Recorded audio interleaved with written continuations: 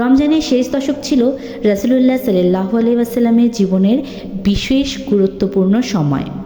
তিনি এই সময়টিতে বেশি বেশি নামাজ, কুরআন তিলাওয়াত, দোয়া, জিকির ও এতেকাফের মাধ্যমে আল্লাহর নৈকট্য লাভের চেষ্টা করতেন এবং পরিবারের সদস্যদেরও ইবাদতের জন্য উৎসাহিত করতেন। তাই একজন মুসলমানের উচিত এই সুন্নাহ অনুসরণ করে রমজানের শেষ দশককে ইবাদত বন্দেগীতে কাটানো এবং লাইলাতুল কদরের সন্ধান করা।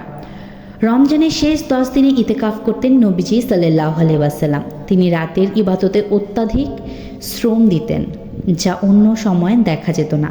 রমজান মাসের শেষ দশকে নবীজি সাল্লাল্লাহু আলাইহি ওয়াসাল্লাম এত বেশি ইবাদত করেছেন যা অন্য সময় করেননি। রমজানের শেষ দশক আসলে নবীজি সাল্লাল্লাহু আলাইহি ওয়াসাল্লাম পরনের কাপড় শক্ত করে বেঁধে নিতেন, রাত্রি জাগরণ করতেন এবং পরিবারের সকলকে জাগিয়ে দিতেন। মুসলিম শরীফের অন্য বর্ণনায় এসেছে, রমজানের শেষ 10 দিনে নবীজি সাল্লাল্লাহু আলাইহি ওয়াসাল্লাম কোমর বেঁধে ইবাদতে আত্মনিয়োগ করতেন, নিজে জাগতেন এবং পরিবারের লোকজনকেও জাগিয়ে তুলতেন।